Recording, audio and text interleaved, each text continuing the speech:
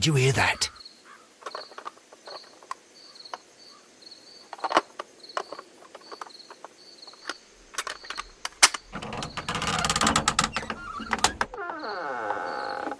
There's someone there.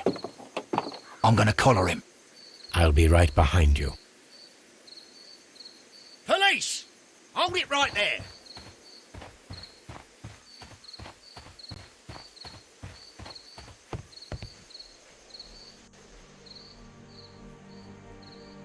All right, my fine fellow. Who are you and what are you doing here? You're detectives, I suppose. You imagine that I'm connected with the death of Captain Carey. I assure you I'm innocent. Innocent? Then what are you doing in his cabin? Shall I tell you?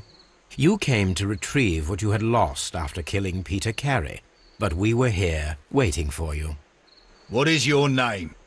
John Hopley Nelligan, but I didn't... Do you deny that you came here yesterday? No, but yes, it's just that I couldn't... I'm tired of this. Off we go to the yard. Tomorrow, I'll see that you're put in front of the judge. What? But you can't! I'm not...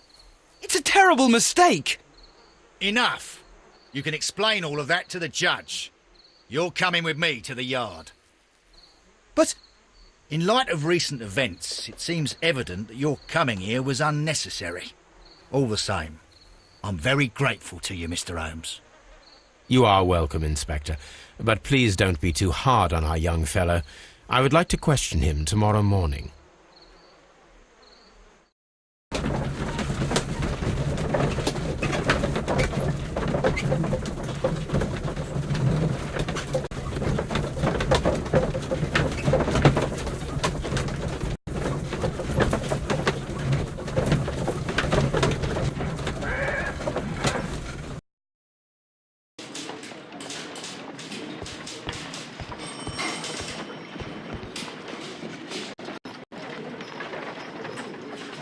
Good morning, Mr. Holmes. Can I help you? Good morning, Constable. I would like to speak to the fellow who was arrested at Woodman's Lee last night. Ah, the young man. He's waiting in the interrogation room. You can go straight through. His belongings are held in the evidence room. Thank you.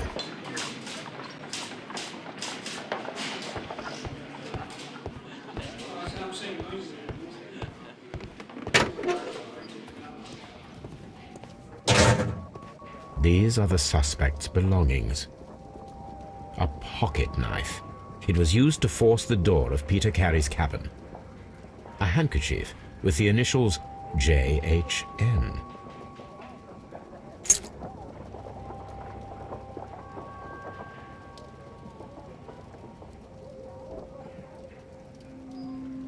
From R. Dawson.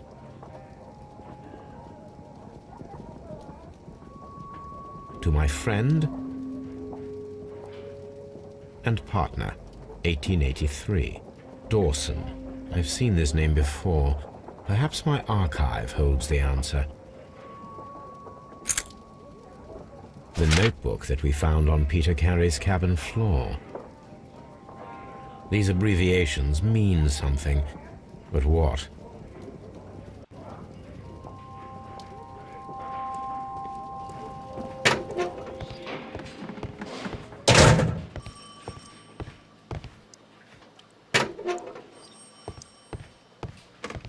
Mr. Holmes?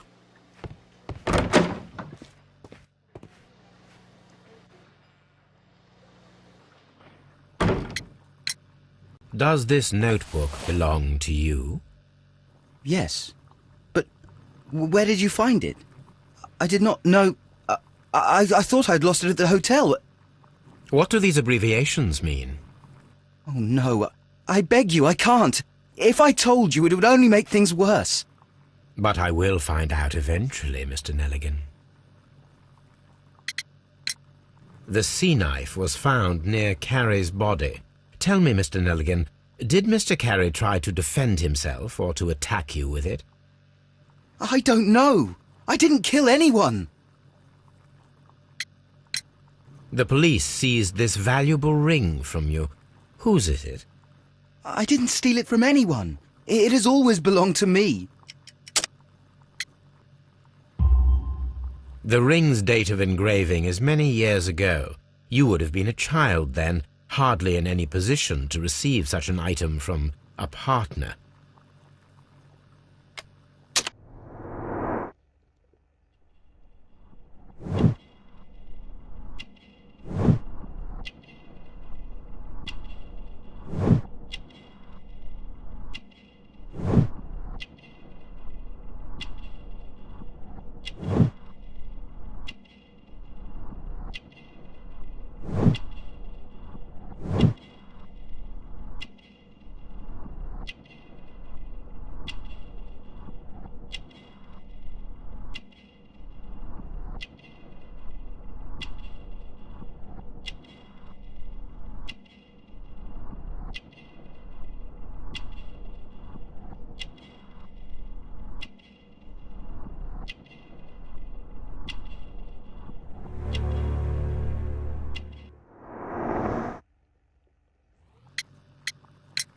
So, Mr. Nelligan, who is the true owner of the ring?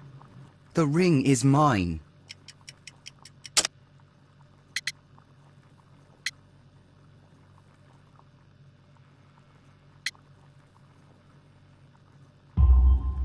No, Mr. Nelligan. I believe that the ring had belonged to your father. Oh, but how do you know? The jacket you are wearing is made of an expensive fabric that only a man of exceptional wealth could afford. You do not seem to me to be a rich man, Mr. Nelligan. Furthermore, the garment is ill-fitting.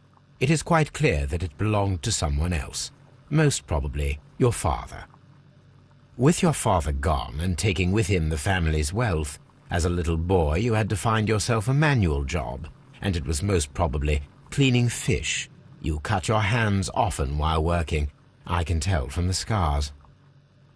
I'm speechless, Mr. Holmes. It all happened exactly as you say. Well, I will see you soon, young man. Please, let me go. I'm innocent.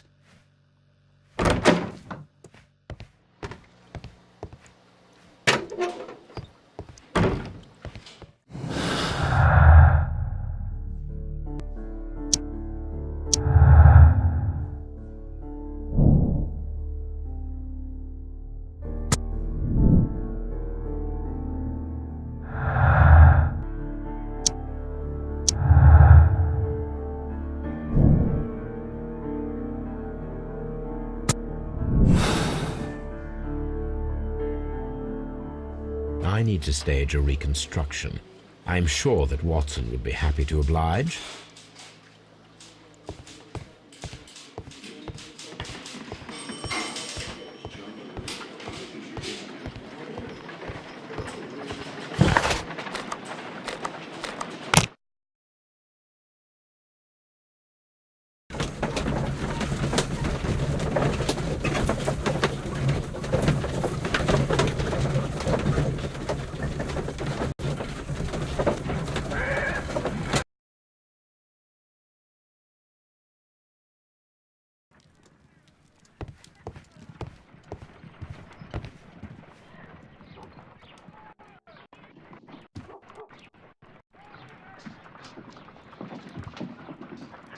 A spot of whaling, Watson. Would you care to take part? Are you serious? No, but we do need to clarify what happened on the night of Black Peter's murder. A reenactment, then? Is something bothering you? The sailor's knife, Watson. Why was it on the floor? Peter Carey attempted to defend himself? It is possible, but if that is the case, then it alters many things. I don't quite follow you. Tell me, my friend, what is the animal closest to man, morphologically, I mean? Ah, I see what you're getting at, Holmes. You asked me that once before. On the Ripper case, I believe. Do you want to slit some more pigs' throats? No. Thank goodness for that. I wish to impale one with a harpoon. Wonderful. Watson, let us pay a visit to our butcher friend in Whitechapel. We require the carcass of a well-fed pig. And the harpoon? One of the harpoons on the wall of Black Peter's cabin should do quite nicely.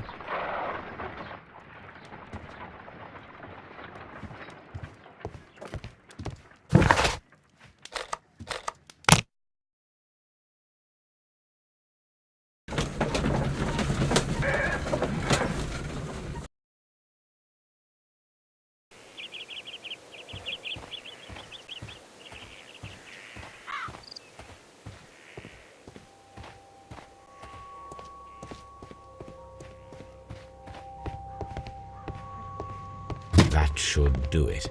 Now I am ready for the experiment.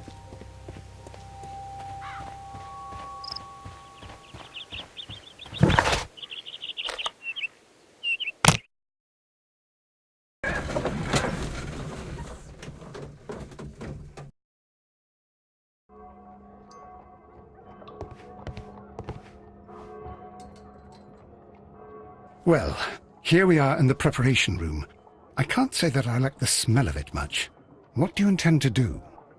To indulge myself in a little experiment. The challenge of lancing a pig's carcass with a heavy harpoon.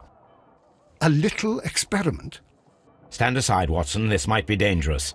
I am not well practiced in this exercise. Yet. Holmes, you should aim for the mark in order to perform the most reliable test.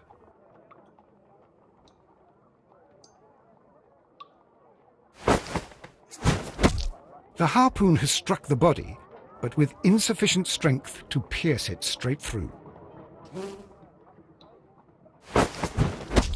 Holmes, you should...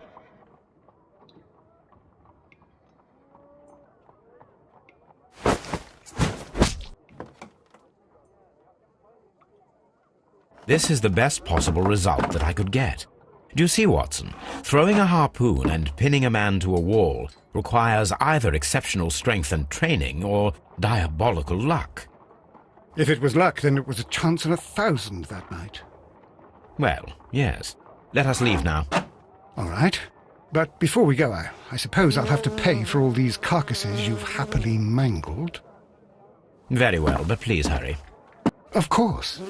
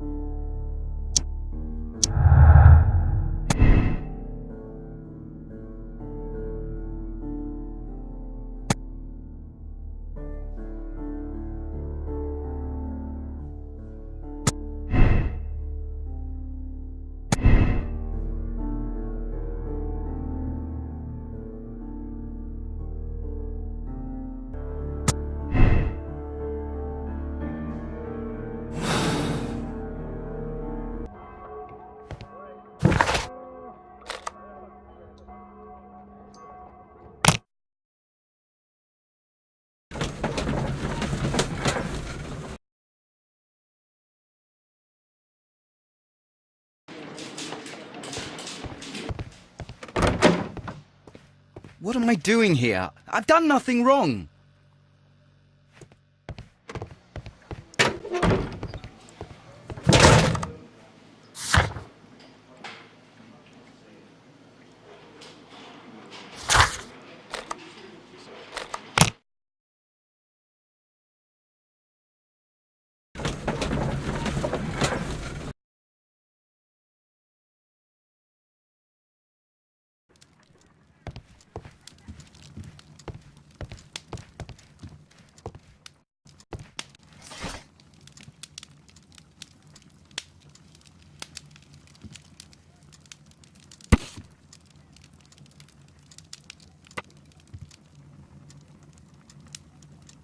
Here it is.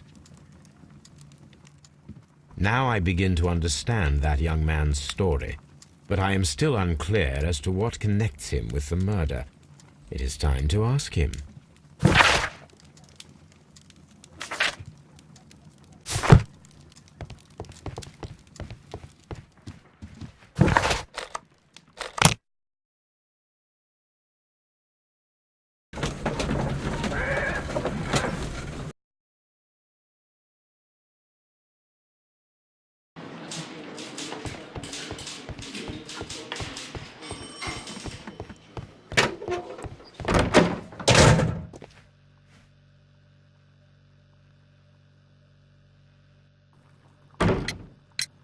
I have heard the story of Dawson and Nelligan, the West Country bankers.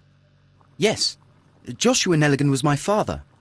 I am aware that it had a bad ending. When the bank failed, it ruined half the families of Cornwall, whereupon Joshua Nelligan disappeared. My father was under extraordinary pressure. Dawson had retired. I was only 10 years of age at the time, but it was still old enough to feel the shame that befell our family. My father was convinced that he could pay off all his debts if the creditors gave him time. He set sail for Hammerfest in Norway in his small yacht, just a few days before an arrest warrant was issued. He left my mother a list of the securities he was taking. No word was ever heard from him again. We believe that his vessel went down, taking with it everyone and everything on board. Thank you for the story, Mr. Nelligan. At last, we are making some progress. Interesting. Joshua Nelligan and Peter Carey were both at sea in Norway. There is definitely some connection between Peter Carey and Joshua Nelligan's disappearance.